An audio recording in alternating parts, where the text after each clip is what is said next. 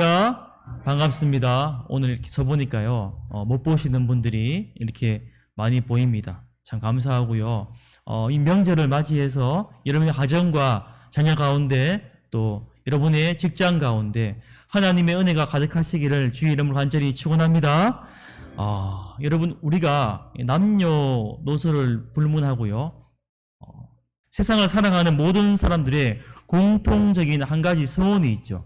이게 뭡니까? 바로 자신의 인생이 행복한 인생, 복받는 인생이 되기를 원한다는 거예요. 그래서 우리가 우리나라 사람도 참 좋아하는데 새해를 시작하면서도 우리가 어떻게 합니까? 제일 먼저 새해 복 많이 받으세요. 이렇게 인사를 합니다. 그래서 이 복에 대해서 이야기를 할 때 보통 이 복이라면요, 어떤 이미지가 여러분 떠오르십니까?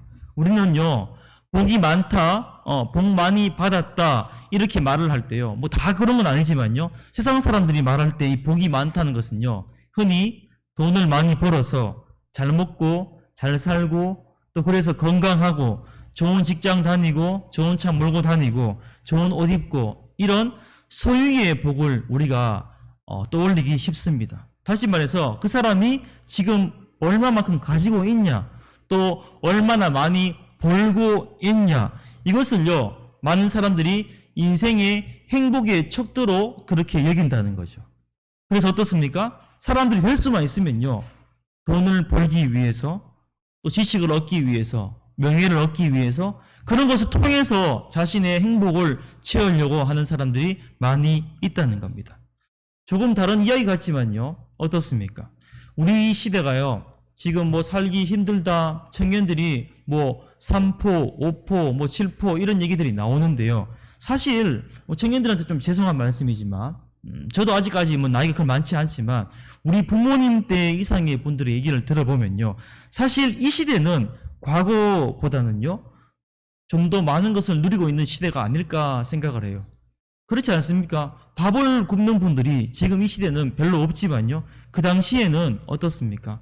한 끼 한 끼를 걱정을 하면서 살았던 그런 시절들이 있었습니다. 이렇듯 우리가 이렇게 살아가는 세상은요, 어떻게 보면요, 점점 소득이 올라가고 수준이 올라가고 그렇게 살고 있지만, 어떻습니까? 제가 얼마 전에 그 뉴스에 보니까요, 최근에 이런 표현을 썼더라고요. 정신병 환자들이 급증을 한다. 그냥 뭐 증가한다 이게 아니라 급증을 한대요. 폭발적으로 늘어난다는 거예요. 뭐 우울증 환자, 뭐 조울증 환자, 그런 뭐 학생들도 보면요, 요즘 어떻습니까? 그 ADHD라 합니까? 그 주의력 결핍, 그러니까 경계성 장애에 있는 그런 학생들이 지금 폭발적으로 늘어난다는 거예요. 이상하죠? 세상은 점점 살기 좋아지고 그렇게 편해지는데 이렇게 우울증, 정신병 환자들이 늘어나고 또 갈수록 자살률들이 계속 올라간다는 거예요. 제가 그래서 이 시간 말씀을 시작하면서 정말 이 시간 여러분에게 드리고 싶은 말씀 뭔가 하면요, 저를 한번 따라 하실까요? 진짜 행복은, 진짜 축복은 인간의 눈으로 드러나는 삶이 아닙니다. 아멘이십니까? 우리가 아멘을 했지만요, 이게 참 쉽지 않죠. 우리 육신의 눈으로 보면요, 지금 눈앞에 보이는 현실의 삶이요, 진짜 돈으로 시작해서 돈으로 끝나는 것 같아요. 여러분, 그러나 이 시간 저와 여러분이 이 자리에서 다시 한번 말씀 앞에서 기억하기 원하는 것은요, 우리의 그 복의 여부는요, 우리가 하나님 앞에 있을 때, 하나님 안에 있을 때 판가름 나는 것임을 여러분 잊지 않는 저 여러분의 복된 삶 될 수 있기를 간절히 축원합니다. 그런 의미에서 우리가 오늘 본문을 통해서요, 우리에게 참된 복이 무엇인지 예수님께서 말씀해 주시고 있는 거예요. 우리가 오늘 마태복음 5장을 읽었죠. 5장 1절, 2절, 3절을 읽었습니다. 그런데 마태복음 5장, 6장, 7장은요, 이게 바로 예수님의 산상설교, 산상수훈이라고 알려져 있어요. 왜 그렇게 얘기를 하는가 하면요, 마태복음 5장 1절에 보시면요, 우리가 읽었는데 예수께서 무리를 보시고 산에 올라가 앉으시니 라는 표현이 나와요. 그리고 보십시오, 8장 1절에 가시면요, 예수께서 산에서 내려오시니 이런 표현이 있습니다. 그러니까 산에 올라가셨어요. 그리고 말씀을 전하시고 산에서 내려오셨어요. 그러니까 올라가시고 내려오셨기 때문에 그래서 산에서 전한 복음이다. 산상수훈, 산상설교라는 이름이 붙은 것 같습니다. 그래서 예수님께서 이 산상설교의 첫 시작을요, 우리가 잘 알고 있는 8가지 복, 그러니까 5장 3절에서 5장 10절까지가 바로 일명 팔복이죠. 이 팔복이라는 말씀으로 알려져 있습니다. 저는 오늘부터요, 이제 총 8번에 걸쳐서 이 예수님의 팔복에 관한 말씀을 함께 나누려고 합니다. 그래서 오늘 주보를 보시면요, 이 첫 번째 시간으로 복이 있는 사람 1 해서 뒤에 안 나와 있는데 화면에 나오죠. 심령이 가난한 자에 대해서 말씀을 나누려고 합니다. 이제 오늘 본문 1절과 2절의 말씀을요, 이 시간 우리 말씀을 보시면서 다 같이 큰 목소리 다시 한번 읽어보겠습니다. 시작.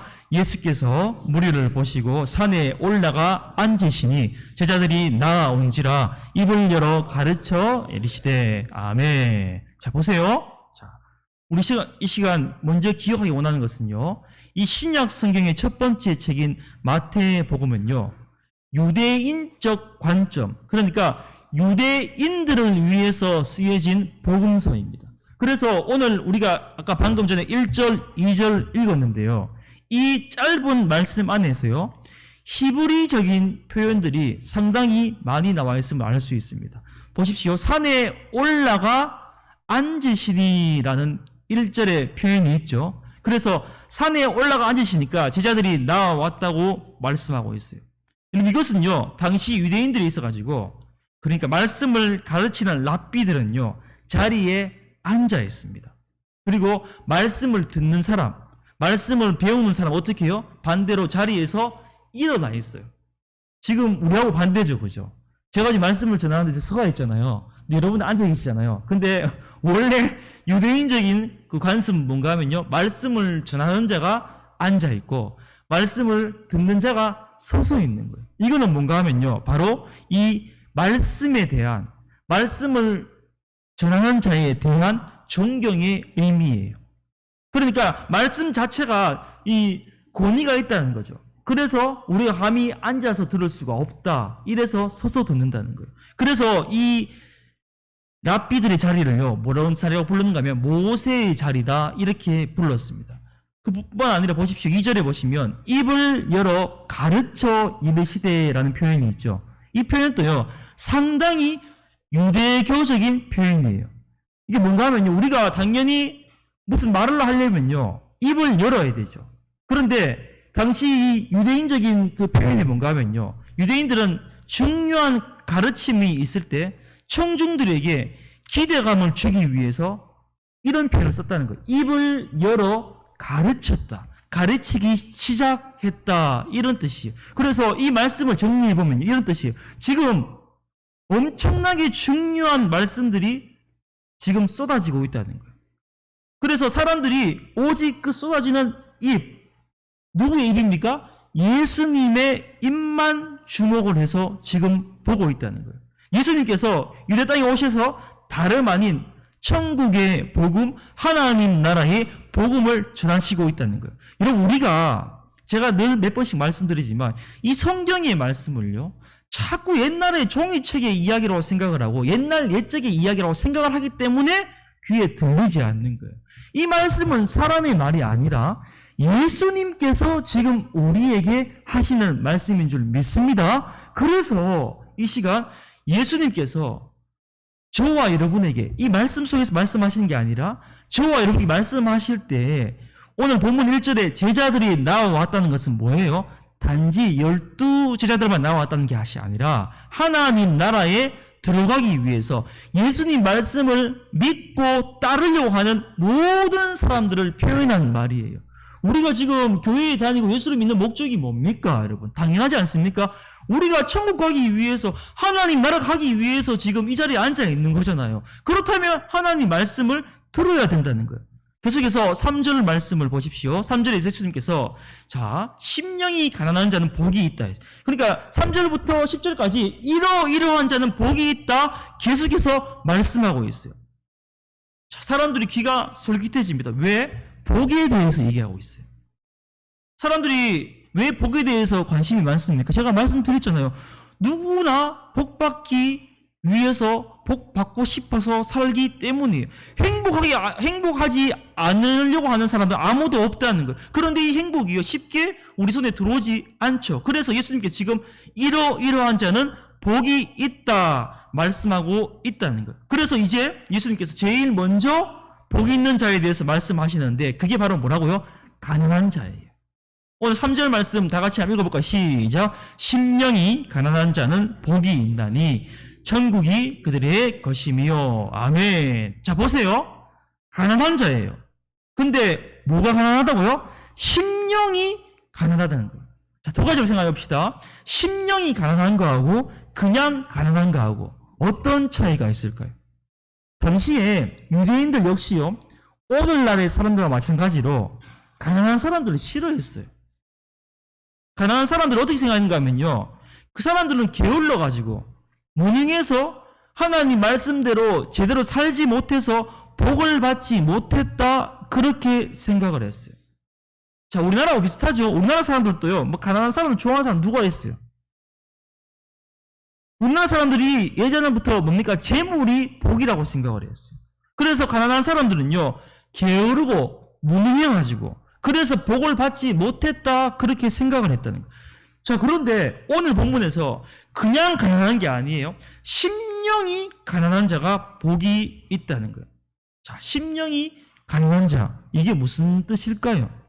우리가요, 이 심령이라는 말이 무슨 말이에요? 마음이 가난하다는 뜻이잖아요. 그래서 우리가 보통 이렇게 생각하죠. 마음이 좀 약해가지고, 마음이 좀 연약해가지고 내 스스로는 어떤 것을 잘 결정하지 못하고 그런 심약한 사람들, 연약한 사람들을 우리가 생각하기 쉽습니다. 예를 들어볼까요? 어떤 사람이 어떤 문제가 생겼어요. 근데 이거를요, 자기 스스로 처리를 못하는 거예요. 그래서 주위에 있는 사람에게 내가 잘하고 있는지 자꾸 조언을 구하는 거예요. 물어보는 거예요. 어떤 사람은요, 반대로 어떻습니까? 자립심이 엄청 강합니다. 되게 담대해요. 그래서 웬만한 일이 닥쳐도요, 어떻게 됩니까? 눈 하나 깜짝하지 않고요, 그걸 혼자서 잘 처리해내는 사람이 있어요. 그런 사람 그 경우에 보면요, 어려움이 있어도 옆에 사람이 보면 어려움이 있는지도 모르는 경우도 있더라는 거예요. 그런데 보시면 오늘 본문에 예수님 말씀하시는 이 심령이 가난한 자는 제가 방금 말씀드린 그런 뜻이 아니라는 거예요. 다시 말해서 뭐 재물이 없어서 경제적으로 궁핍해서 마음이 연약해서 늘 다른 사람에게 의존한다, 이런 사람을 두고 말씀하시는 것이 아니라는 거예요. 지금 여기서 심령이 가난하다는 것은 자신의 어떤 물질적인 궁핍이나 어떤 질병이나 사고 등 이런 것을 통해서 뭐 어떤 고통을 받고 그게 아니라는 거예요. 그 이상을 뛰어넘는 어떤 경험을 한 사람들에 대한 말씀입니다. 제가 예를 한번 들어보겠습니다. 여기 한 사람이 있어요. 근데 이 사람은요, 정말 남부러울 게 없습니다. 정말 아쉬울 게 없어요. 부유한 생활을 하고 있었어요. 근데 어느 날 갑자기 어떤 일을 당해가지고, 사고를 당해가지고요, 그 많던 돈이 저 사람이 하루아침에 다 잃어버렸어요. 다 날아가 버렸어요. 알거지가 되어버렸습니다. 갑자기 다 잃어버리니까 정말 갑작스러운 그런 상실감, 가난은요, 자기의 마음을 너무 고통스럽게 만드는 거예요. 근데 여기서 중요한 게 뭔가 하면, 그런 물질적인 외부적으로 드러나는 상실을 통해서 가난 이상의 어떤 문제가 있다는 것을 자기 자신이 발견을 한다는 거예요. 여러분, 그게 뭡니까? 바로 그동안 자기가 하나님 앞에서 너무나 교만했다는 그런 마음이에요. 이게 뭐예요? 그동안 자신이 교만했다는 것을 비로소 깨달았다는 거예요. 그동안 자기가 돈이 많으니까 가난한 사람들을 막 무시하고 자기가 마음만 먹으면요, 굳이 내가 하나님 도움 없이도 내가 똑똑하니까 내가 모든 것을 할 수 있고 돈을 벌 수 있고 부와 능력이 내가 노력해서 그렇게 된 것이라고 생각하고 살아왔다는 거예요. 그런데 그렇게 살아왔던 사람이, 그렇게 교만하게 살아왔던 사람이 하나님께서 그동안 조용하게 나를 보고 계셨고 내 죄를 하나님께서 그대로 갚으시면 나는 죽을 수밖에 없다는 것을, 그걸 깨닫게 된다는 거예요. 이게 심령이 가난하다는 거예요. 우리가 흔히 생각하는 단순한 마음의 가난이 아니에요. 자신의 어려움을 통해서, 고난을 통해서 그 속에 있는 뭘 본다고요? 본질적인 문제를 본다는 거예요. 보세요.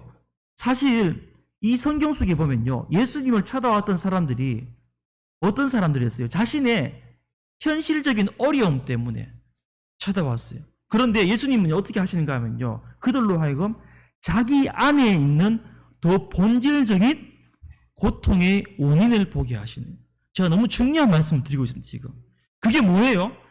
그 본질적인 고통이 뭡니까? 바로 내 안에 있는 죄예요. 죄. 내 안에 있는 하나님에 대한 교만한 마음이에요. 저는요, 가끔 그런 생각을 한번 해봅니다. 정말로 아무리 생각해봐도요, 사람에게 있어가지고 가장 힘든 게 뭐라고 생각하세요, 여러분?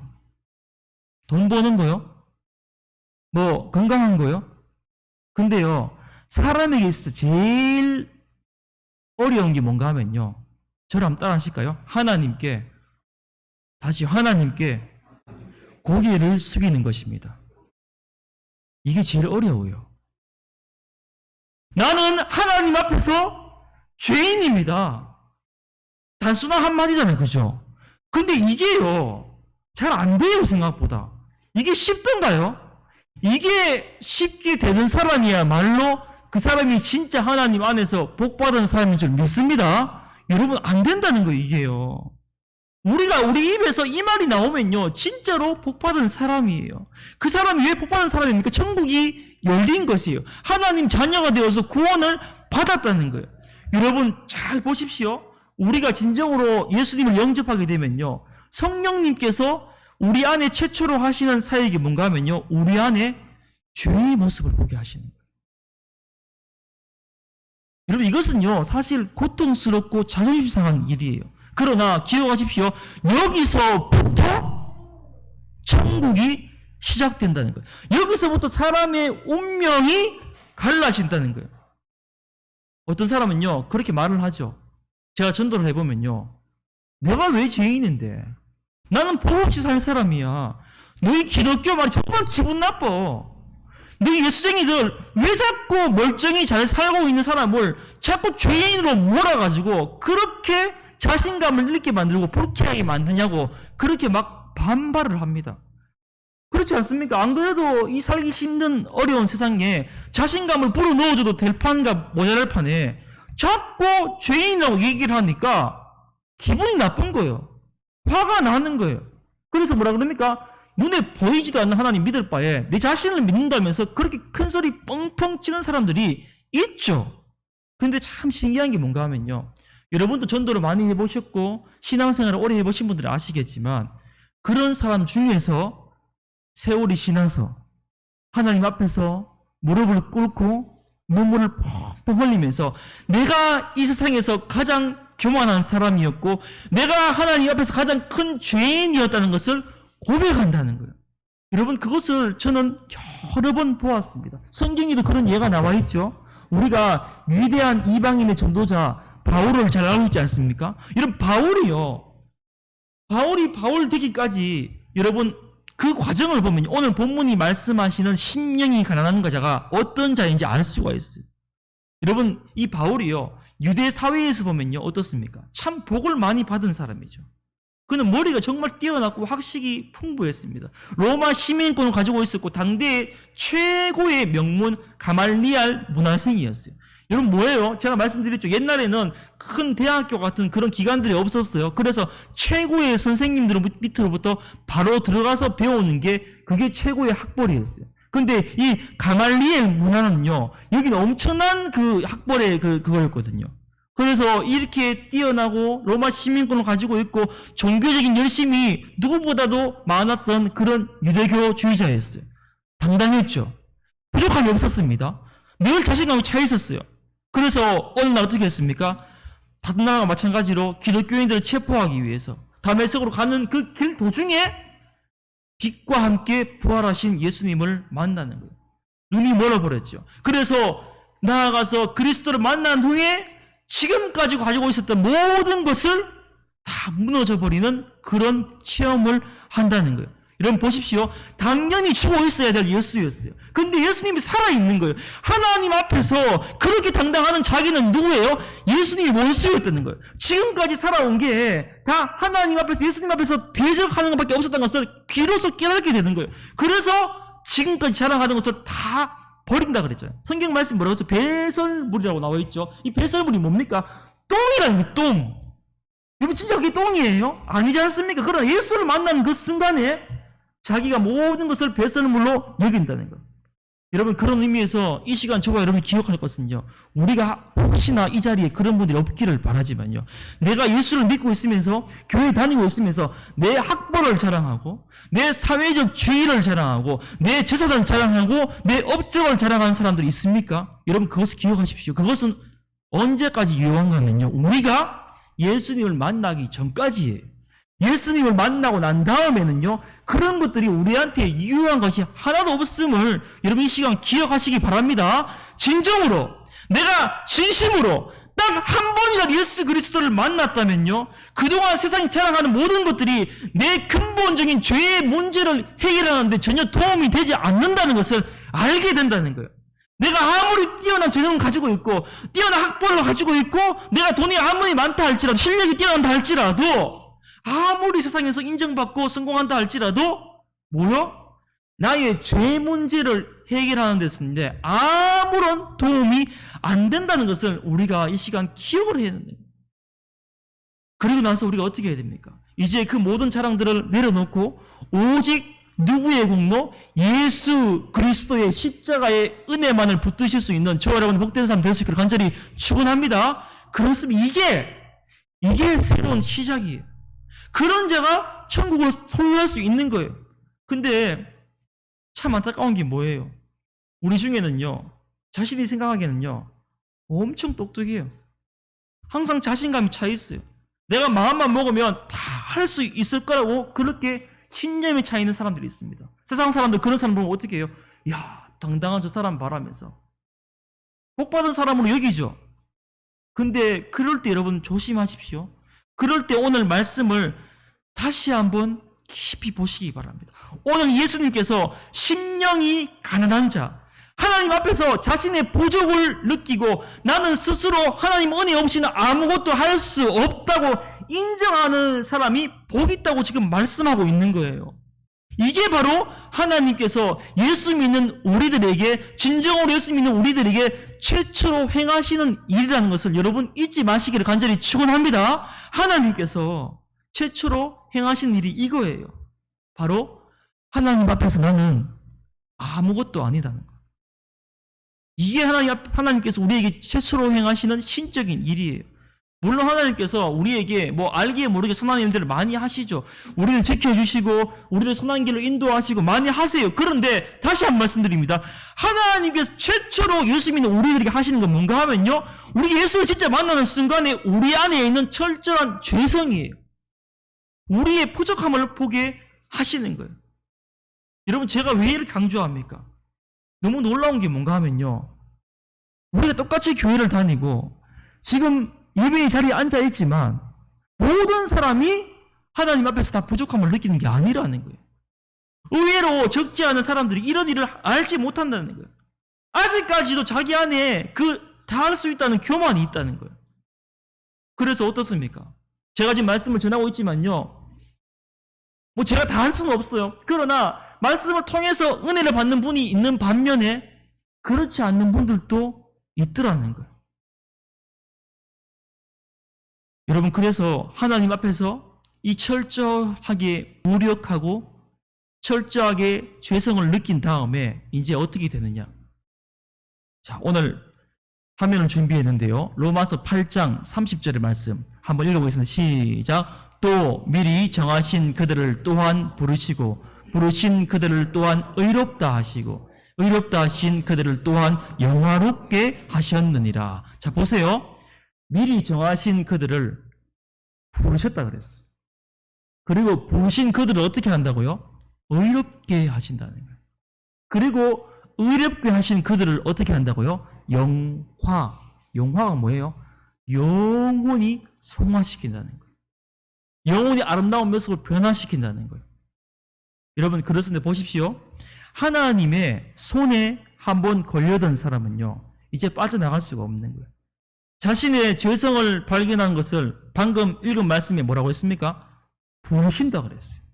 그래서 이 부르시고 난 다음에 의롭게 하신다는 거예요. 그래서 예수 그리스도의 십자가의 죄 용서를 받게 되어 있고 그 순간까지 반드시 가게 되어 있다는 거예요. 왜? 하나님 붙들고 계시니까. 그래서 그렇게 붙드시고 의롭게 된 자는요, 결국 영화롭게 되는 자리까지 되게 갈 줄 믿습니다. 이제 말씀을 맺으며 나아갑니다. 여러분, 이 시간 기억하시기 바랍니다. 우리는요, 나 자신의 무능력을 인정하셔야 돼요. 철저하게 하나님의 은혜를 구하셔야 됩니다. 여러분, 이것은 그냥 제가 흘려 말씀을 전하는 게 아닙니다. 정말로 절박한 마음을 가지셔야 돼요. 하나님의 도우심이 아니면, 하나님의 은혜가 아니면 내가 도저히 살 수가 없습니다. 이 간절한 절박한 고백이 우리 안에 있을 수 있기를 간절히 축원합니다. 여러분, 그 절박한 마음으로요, 그 마음의 가난과 무력함을 고백할 때 오직 하나님의 능력을 구하는 그 자세가 바로 뭐라고요? 오늘 본문이 말씀하는 심령이 가난한 자의 모습입니다. 바라기는 오늘 이 자리에 이 함께 예배드리는 저와 여러분 모두에게 이러한 하나님의 은혜, 심령이 가난한 자의 은혜가 있을 수 있기를 주의 이름으로 간절히 축원합니다. 아멘. 우리 이제 잠시 말씀을 붙들고 기도하겠습니다. 상현 스님 반주 아무 찬양이나 해주시면 됩니다. 감사합니다, 집사님. 집사님 인물만 좋으신 줄 알았는데 피아노 반주도 하시고 깜짝 놀랐어요. 자, 우리 눈을 다 한번 감아 볼까요? 네, 이 시간 기도하며 나가도록 하시겠습니다. 하나님은 오늘 본문 3절 끝부분에 심령이 가난한 자는 무엇을 약속하고 계십니까? 천국이 그들의 것임이요, 이렇게 말씀하고 있습니다. 여러분 기억하시기 바랍니다. 하나님은 절대로 실패하지 않으신 거예요. 나를 향한 하나님의 구원은요, 절대로 실패하지 않으십니다. 그래서 심령이 가난한 자는 참으로 복을 받은 사람입니다. 그러면 이 시간 기도하실 때 이렇게 기도하며 나가도록 하십시다. 하나님, 내 힘 가지고 살 수 없습니다. 내 능력 가지고 아무것도 할 수 없습니다. 그렇습니다. 이것이 심령의 가난입니다. 그래서 부르짖는 것입니다. 그래서 하나님 앞에서 나가고 하나님 은혜를 주십시오 간구하면 살아나는 것입니다. 이 시간 기도하십시다. 하나님의 도우심이 아니면 살 수 없습니다. 이 심령이 가난한 자로서 구하고 부르짖고 하나님 말씀의 은혜 앞에 설 수 있는 주의 모든 성도들 되게 하여 주시옵소서. 이 시간 이러한 기도 제목으로 주님 이름 힘차게 한번 부르신 후에 기도하며 나가도록 하시겠습니다. 주여, 하나님 참으로 감사를 드립니다. 아버지, 이 아침에도 우리 귀한 말씀 허락하여 주시고 이 말씀을 붙들고 이 시간 기도하게 하심을 감사를 드립니다. 아버지, 그렇습니다. 심령이 가난한 자가 복이 있나니 천국이 그들의 것임이라고 주님 말씀하여 주셨습니다. 우리를 향하신 그 구원을 그렇게 실패하지 않은 우리가 믿고 있습니다. 하나님, 내 힘 가지고 살아갈 수 없음을 고백합니다. 내 능력 가지고 살아갈 수 없음을 고백합니다. 하나님, 우리 안에 은혜를 더하여 주시옵소서. 하나님의 도우심이 아닌 살 수 없다는 심령이 가난한 자로서의 그 은혜를 우리 안에 허락하여 주시옵소서. 구하고 부르짖는 가운데 이 아침에 하나님 말씀 통하여서 은혜 받게 하시고 다시 하나님 설 수 있는 저희들 될 수 있도록 주님 우리의 마음을 주장하시고 함께하여 주시옵소서. 이 자리에 모이는 모든 주원의 성도들 가운데 그 심령 가운데 그러한 마음을 허락하여 주시옵시고 아버지 앞에 날마다 순간마다 부르짖어 하나님 은혜를 구할 수 있는 저희들의 믿음의 삶이 될 수 있도록 주님 붙잡아 주시옵소서. 함께하여 주시옵소서. 우리를 통하여서 역사하실 주님을 기대하며 소망하며 나갑니다. 아버지, 말씀을 통하 역사하실 주님을 기대하며 소망하며 나갑니다. 참으로 감사를 드립니다. 감사합니다. 주님 감사합니다. 하나님 참으로 감사를 드립니다. 이 시간 저희로 귀한 말씀을 듣게 하시고 그 뜻을 깨닫게 하시고 말씀 붙들고 기도하게 하심을 감사를 드립니다. 아버지, 우리의 삶의 모든 상황 가운데서 오직 하나님 한 분만을 바라보게 하시고 그 무엇보다 우리의 심령이 하나님의 도우심이 아니면 한순간도 살 수 없는 가난한 마음으로 우리 한 사람 한 사람이 오직 하나님 중심, 말씀 중심으로 살아갈 수 있도록 주여 우리의 마음을 주장하여 주시옵소서. 하나님이 기뻐하시는 그 뜻대로 주 앞에 영광 돌리는 삶을 살아갈 수 있는 주의 모든 성도들 될 수 있도록 주께서 축복하여 주시옵소서. 감사드리며 예수님 이름으로 간절히 기도드립니다.